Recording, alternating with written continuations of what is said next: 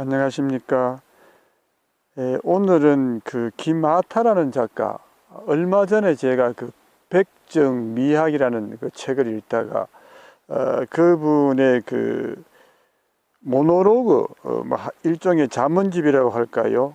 물은 비에 젖지 않는다. 책 제목이 이렇게 물은 비에 젖지 않는다 이렇게 되어 있습니다.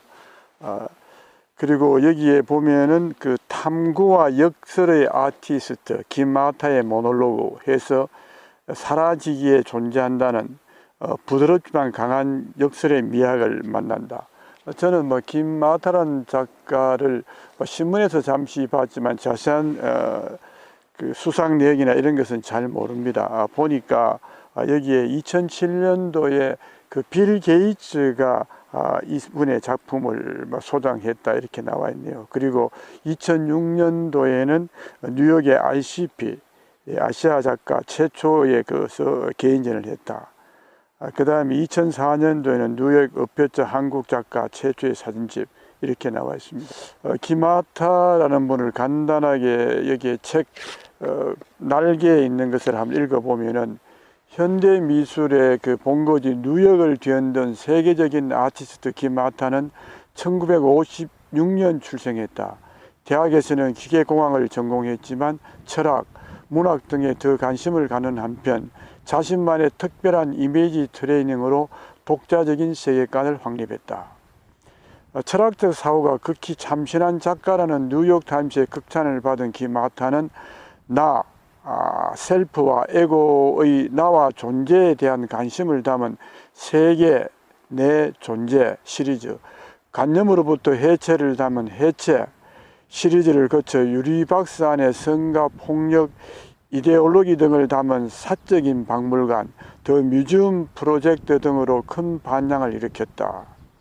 최근에는 뉴욕, 베이징, 상하이 등을 오가며 시간 속에서 사라짐으로써 존재하는 것에 대한 탐구 정신을 담은 온에어 프로젝트 작업을 계속하고 있다. 여기 보니까 커다란 캔버스를 DMZ에도 설치하고 또 천안문 앞에도 이렇게 설치하고 혹은 그 숲속에 이렇게 설치하고 뉴욕 거리에 이렇게 설치했다가 나중에 그 캔버스를 걷어서 하는 그런 작업을 온에어 작업이라고 이렇게 하는 모양입니다. 보니까 여중에 생각나는 몇 가지만 제가 한번 읽어보겠습니다. 이분의 그 작품 보면은 이런 작품도 있습니다. 이게 108가지로 되어 있는데 그 중에서 띄엄띄엄 가면서 제가 조금 감명 깊었던 구절만 한번 읽어보겠습니다. 제일 첫 번째가 정신은 진료 위에 존재한다. 인간은 손가락 끝에 작은 가시 하나가 박혀도 온 신경이 거기 가고 생선가시 하나가 목에 걸리면 식은땀이 나고 아무 일도 하지 못하는 나약한 동물이다. 그래서 아무리 위대한 정신도 그것을 지탱하는 몸이란 물질이 없으면 공연불이 되고 만다. 몸은 정신을 지탱하는 가장 중요한 결정이다. 이렇게 해서 그 몸에 대한 이야기를 하고 있습니다. 그다음 두 번째는 정신은 눈에 보이지 않고 바람이 무게보다 더 가볍다.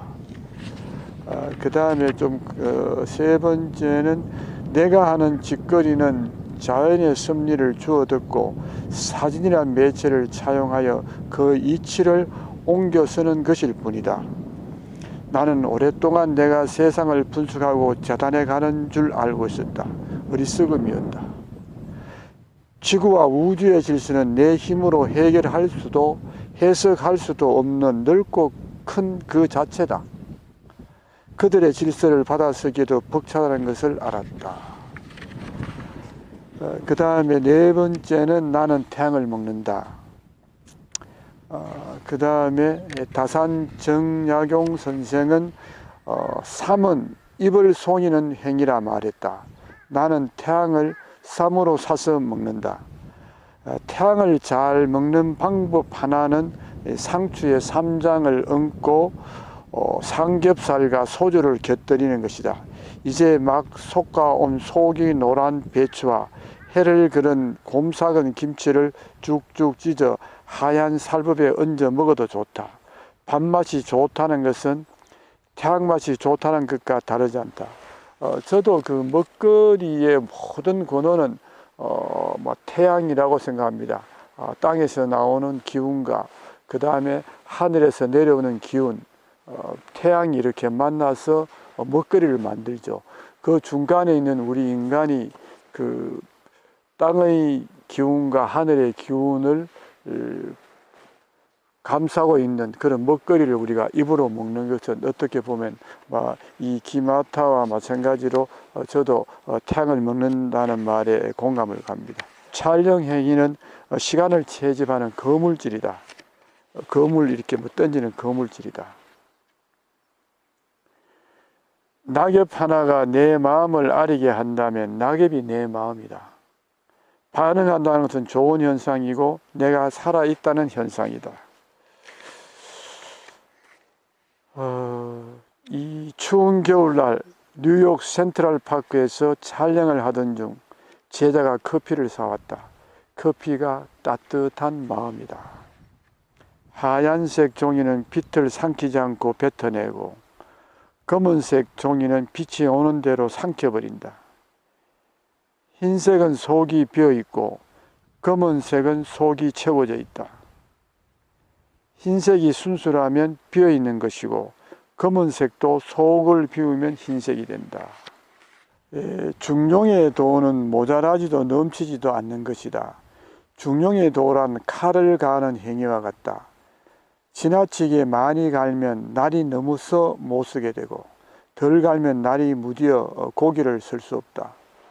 이 이야기에서 생각나는 것은 그 백정미약이라는 건데 그 한비자에 나오는 그 소를 잡는 백정, 포정의 이야기를 이 사람은 그 예술의 어떤 극치라고 이렇게 보고 있는 것 같습니다. 이 자연은 음악의 천국이다. 가을 숲은 오케스트라이다. 바람이라는 지휘자가 한번 지나가면 장엄한 비가를 연주한다. 나무도 바람도 혼자서 아무 소리를 내지 못한다. 어떤 사진가는 사진을 칼로 빛을 쓸어낸 것이라 했다. 대단하다. 온 에어는 칼로 빛을 쓰는 것이 아니라 빛을 모은다. 내가 하는 것이 아니라 필름이 대신한다. 살아가는 것은 내일을 모르기 때문이다. 세상을 다 알면 내일 할 일이 없다. 그래서 가장 불쌍한 사람이 된다. 제자가 물었다. 사실이 있습니까? 사실 이전도 있고 그 이후도 있다. 다만 보지 못할 뿐이다. 우리 모두는 신화의 주인공들이다. 하지만 내가 신화의 주인공임을 잊고 있을 때 불행하고 축복은 그것을 깨달을 때부터 시작된다. 왜냐하면 나는 이미 너와 다르고 다르다는 것이 신화의 시작이다. 나는 존재하는 모든 사물이 신화의 주인공이라 믿는다.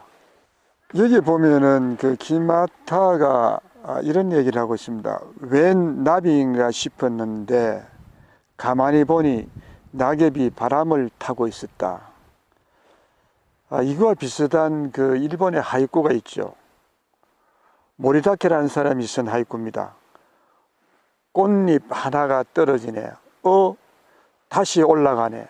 나비였네. 이왕 말이 나온 김에 그 제가 좋아하는 하이쿠 몇 개를 한번 읽어보겠습니다. 나비 날아가네. 마치 이 세상에 바랄 것 없다는 듯 있사.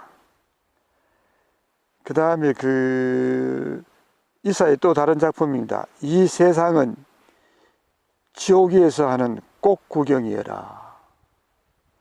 그 다음에 바쇼 작품 2개를 한번 읽어보겠습니다.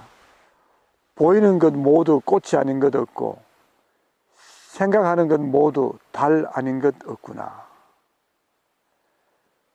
두 사람의 생, 그 사이에 피어난 벚꽃이여라. 이거는 그 오랜만에 자기 친한 친구를 만나고 난 뒤에 쓴 하이쿠입니다. 얼마나 놀라운 일인가. 번개를 보면서도 삶이 한순간인 것을 모르다니. 오늘 이 물가에 앉아서 이 하이쿠를 읽어보니까 참 감회가 새롭습니다. 그 다음 도자기에 관한 이야기인데 흙은 자신을 완전히 태워야 자기가 된다. 빨간 단풍잎도 노랑 은행잎도 갈색의 호랑이 발톱나무 잎도 주황색 도토리나무 잎도 그림자는 모두 검은색이다. 가을이 깊어지니 다람쥐도 바쁘다. 여기 이제 그 53번째가 이게 이제 물은 비에 젖지 않는다. 약간의 뭐 설명이 좀 필요한데 생략하겠습니다. 낙엽은 가만히 있는데 발은 내가 아프다.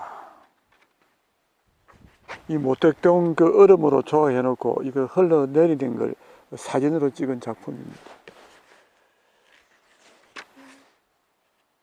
그래서 그 찍은 걸 갖다가 병 속에 참 더 넣어가지고 또 사진으로 찍은 작품입니다. 21세기 문명의 충돌은 이념의 충돌이 아니라 디지털의 진화와 인간의 진화가 충돌하는 것이다. 아마 이거 AI, 인공지능의 이야기를 하고 있는 것 같습니다. 검은 개만 있으면 검은 줄 모르는데 흰 개가 한 마리 있으니 검은 개도 살아나고 하얀 개도 자기 색을 드러낸다. 상대적이라는 이야기겠죠. 엄마는 아이를 흔들고 아이는 세상을 흔든다. 1000번을 다시 태어나도 나는 오늘 이 자리에 있을 것이다. 자기 자신에 대한 자부심이 대단하죠. 마른 하늘에서 비나 눈은 내리지 않는다. 뭐 그 기미가 있어야 되겠죠. 마음이 어디 있습니까? 제자가 물어왔다. 문을 열고 밖을 봐라. 보이지 않는데요. 아무것도 없나? 바람이 찬대요. 바람이 나를 차게 하거나 기쁘게 한다면 그것이 너의 마음이다. 비로소 눈에 보이는 모든 사물이 마음이다. 눈으로 볼 수 없거나 손으로 잡을 수 없는 사상이나 아이덴티티는 아무짝에도 쓸모가 없다. 지혜는 5층 높이에서 세상을 보는 것과 10층 높이에서 세상을 보는 뷰의 차이와 같다. 높은 경지에 오르면 세상이 훨씬 넓게 보이겠죠. 인간에게 가장 화려한 것은 지혜이다. 종이에 글을 쓰는 행위는 섹스와 같다. 종이가 여자가 되고 연필이 남자가 된다. 둘이 만나야 비로소 새로움을 생산한다. 인간에 대하여 다 알려고 하지 마라. 희극의 주인공이 된다. 세상은 깊고 넓게 보면 참 할 일이 많다. 물과 기름은 다름의 표상처럼 쓰인다. 영원히 만날 수 없거나 화합할 수 없는 성질이 다른 물질을 물과 기름 같다고 말한다. 하지만 물이 기름을 알기 위해서는 기름 속에 가보아야 하고 기름이 물을 이해하기 위해서는 물 속에 가보아야 한다. 다른 것에 다가간다는 것은 상대를 위해서가 아니라 자신이 물과 기름임을 알기 위해서이다. 나무의 정체성은 나이테를 보면 알 수 있다. 눈에 보이는 모든 것은 관념이다. 세상을 구상과 추상으로 나누지 마라. 바보 같은 짓이다. 제일 마지막에 그 108번째에 바람이 새를 날게 한다. 이렇게 되어 있습니다. 이 책은 지금 그 절품이 되어가지고, 품절되어가지고 나오지 않습니다. 아마 그 고서점 취급하는 데 가면은 이 책이 있을 것 같습니다. 오늘은 그 물은 비에 젖지 않는다. 사진작가, 뭐 사진작가라기보다 뭐 종합예술가라고 해야 되겠죠. 종합예술가 김마타의 탐구와 역설의 그 모놀로그, 이 책을 가지고 한번 주말 감상격으로 그냥 한번 훑어봤습니다. 오늘 이름 모르는 그 강가에 와서 물은 비에 젖지 않는다. 이 책 읽으면서 쓸데없는 소리 주절줄 늘어놓았습니다. 감사합니다.